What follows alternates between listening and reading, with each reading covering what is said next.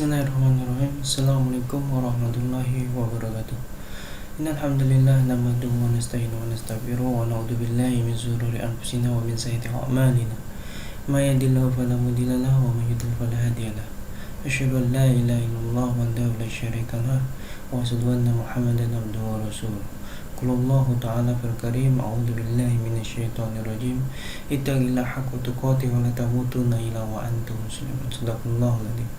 Alhamdulillahirrabbilalamin. Puji syukur atas kehadiran Allah SWT, sehingga pada kesempatan kali ini kita bisa membahas tentang akidah, syariah, dan akhlak.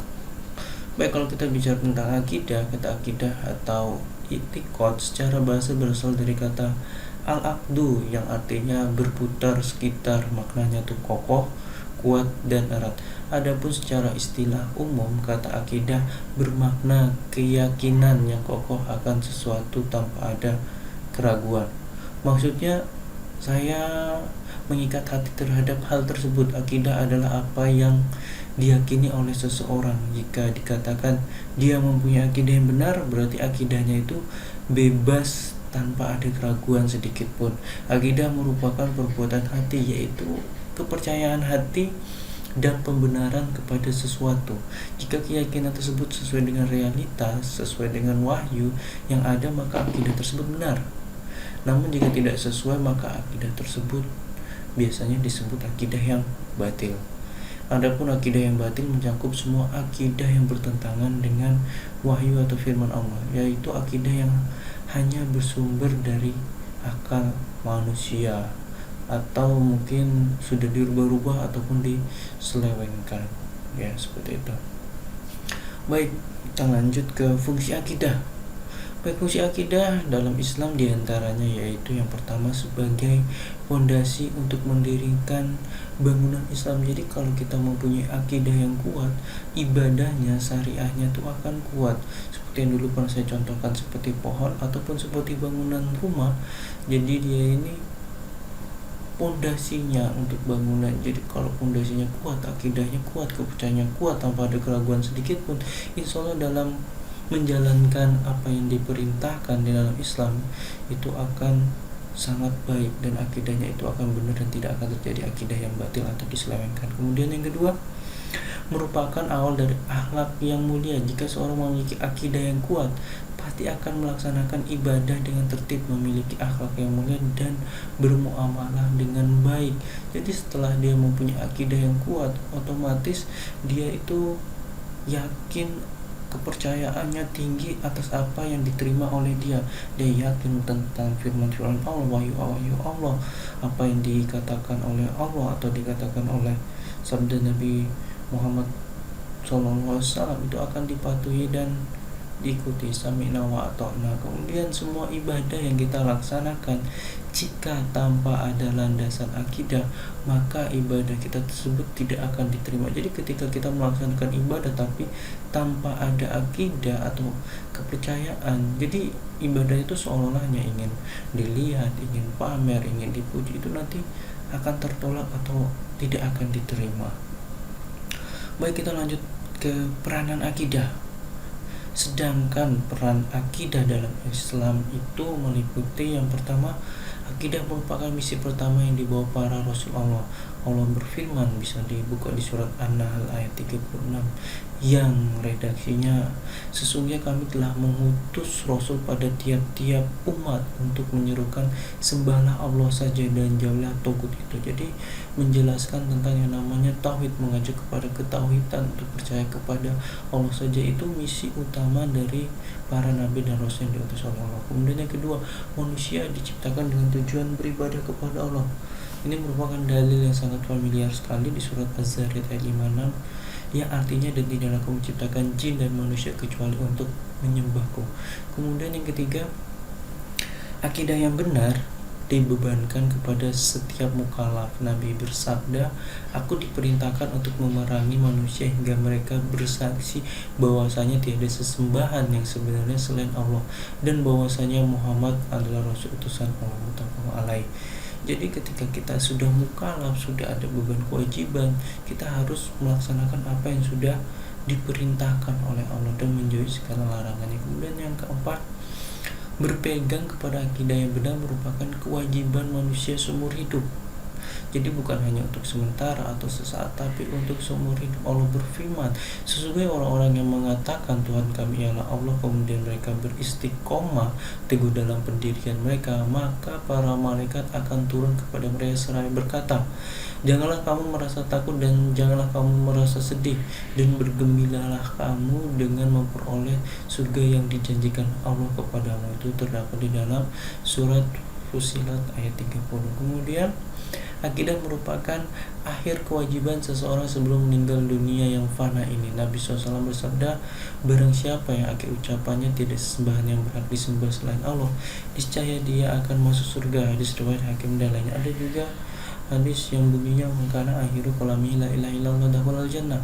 Barang siapa mampu mengucapkan kalimat la ilaha illallah di akhir hayatnya, maka akan dijamin masuk surga. Jadi tingkatan iman itu ada 72 atau 60 atau sampai 70 cabang.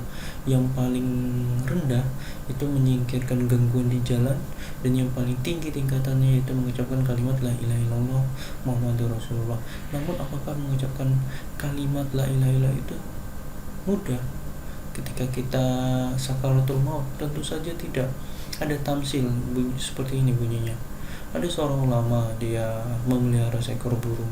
Burung itu burung beo seperti itu jenisnya.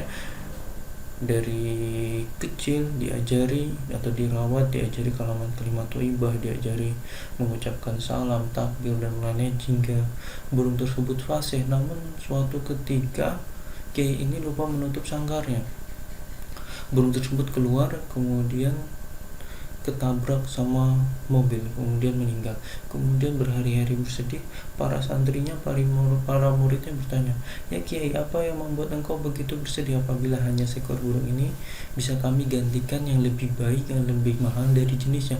Namun apa jawab sang Kiai tersebut? Yang saya sedihkan bukan karena meninggalnya burung tersebut, tapi apa akhir yang diucapkan burung tersebut. Apa bunyinya? Hanya bisa kek, padahal dari awal, dari kecil sudah saya ajarkan tentang kalimat-kalimat thayyibah, mengucapkan salam, takbir dan lain-lain. Jadi itu yang nanti kita atau saya takutkan akan terjadi pada diri kita. Jadi sebenarnya apa yang terbiasa kita ucapkan itu nanti apa yang akan kita ingat di akhir hayat kita. Jadi misalnya ketika mungkin saya seorang kernet yang kesehariannya mengucapkan Jogja Magelang Semarang, Jogja Magelang Semarang, jadi bisa saja nanti di akhir hayatnya itu Jogja Magelang Semarang. Atau misal saya penjual tahu bulat dadakan, digoreng dadakan 500, bisa saja nanti di akhir hayat apa yang saya ingat itu apa yang sering saya ucapkan. Jadi coba kita mengaca apa yang sering kita lakukan atau yang sering kita katakan keseharian kita itu nanti akan apa yang akan kita ingat, seperti itu. Atau mau mengetes lagi gampangnya, ketika mungkin kita tersandung atau mungkin kita kesenggol atau mungkin kita mengalami sesuatu yang kurang baik dan kita mengucapkan kata-kata yang kurang baik, misuh atau mungkin mengeluarkan umpatan, bisa saja di akhir hayat nanti yang akan terlintas, terpikirkan, terucapkan kata-kata seperti itu. Baik, lanjut ke-6, akidah yang benar telah mampu menciptakan umat yang terbaik dari generasi yang terbaik dalam sejarah, yaitu generasi sahabat dan 2 generasi sesudah mereka. Allah SWT berfirman, kamu adalah umat yang terbaik dilahirkan untuk manusia, kuntum khairul umat ukhrijat linnas ta'muruna bil ma'ruf wa tanhauna 'anil munkar, dan beriman kepada Allah. Surat Ali Imran ayat 110. Kemudian yang ke-7, kebutuhan manusia akan akidah yang benar melebihi segala kebutuhan lainnya, karena ia merupakan sumber kehidupan, ketenangan dan kenikmatan hati seseorang.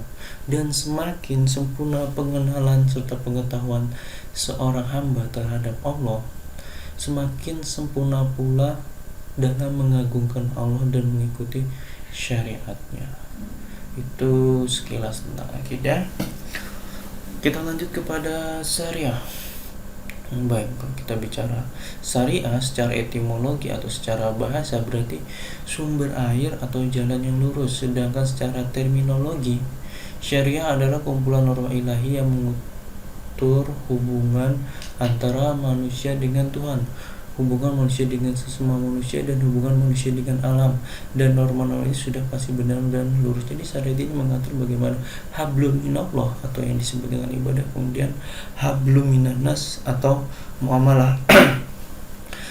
Dari dua pengertian di atas dapat disimpulkan bahwa pengertian syariat Islam adalah tata cara pengaturan tentang perilaku hidup manusia untuk mencapai keridhaan Allah Subhanahu wa taala.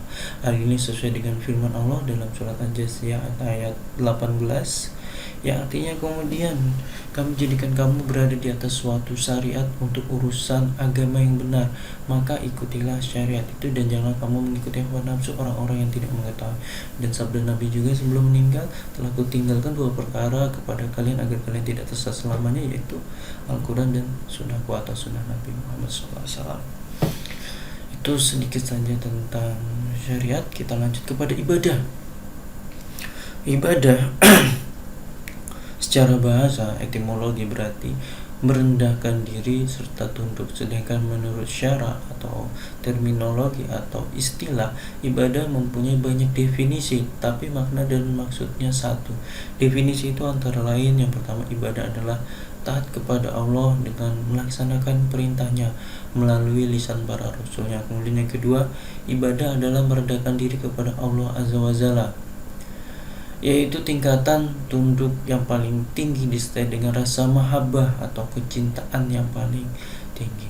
Ibadah adalah sebutan yang mencakup seluruh apa yang dicintai dan diridai oleh Allah Azza wa Jalla, baik berupa ucapan atau perbuatan yang zahir maupun yang batin. Ibadah itu terbagi menjadi ibadah hati, lisan, dan anggota badan. Misalnya rasa khauf atau takut, raja atau mengharap, mahabbah cinta, tawakal, ketergantungan, raghbah senang, rahbah takut adalah al-qalbiyah atau yang berkaitan dengan hati. Sedangkan kayak misalnya sholat, zakat, haji, jihad adalah ibadah badaniyah atau qalbiyah, fisik dan hati juga include.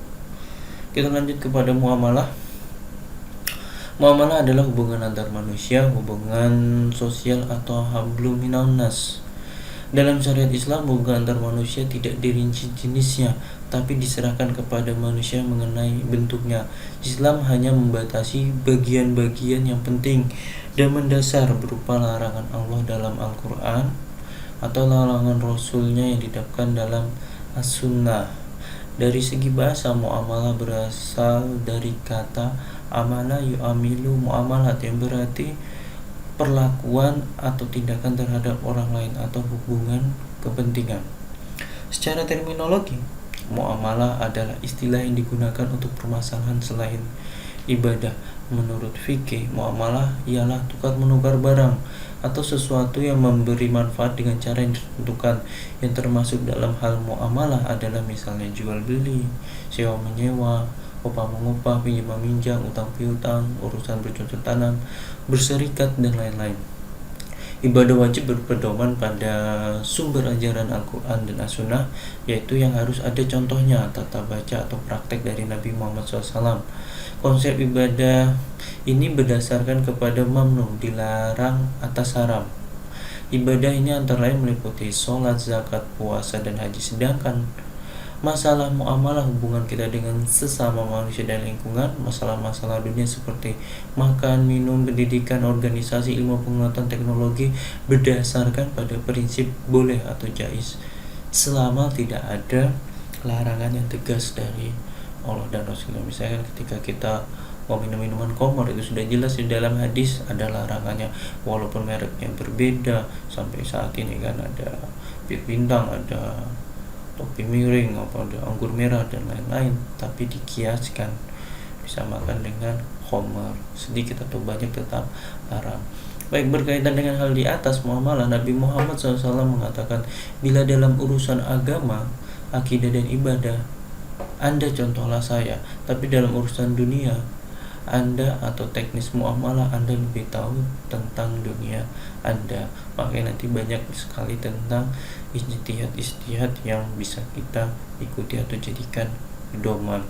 Jadi dalam ibadah itu sangat penting untuk diketahui apakah ada suruhan atau contoh atau tata cara atau aturan yang pernah diajarkan oleh Rasulullah SAW. Apabila tidak ada, maka tindakan yang dilakukan dalam ibadah itu bisa jatuh kepada bid'ah. Misalnya saya sholat maghrib kan itu 3 rakaat dicontohkan Rasul, tapi saya ngerasa wah ini kayaknya kurang greget, kayaknya nanti saya kalau nambah jadi 4 rakaat pahalanya lebih banyak, tapi itu tidak dicontohkan atau itu tidak pernah diajarkan oleh Nabi kita, maka itu terlarang atau masuk dalam kategori bid'ah seperti itu.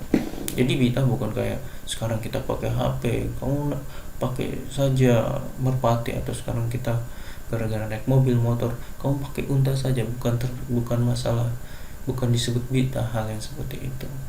Bid'ah itu lebih kepada condong ke dalam urusan ibadah yang mahdoh, ibadah yang wajib seperti itu.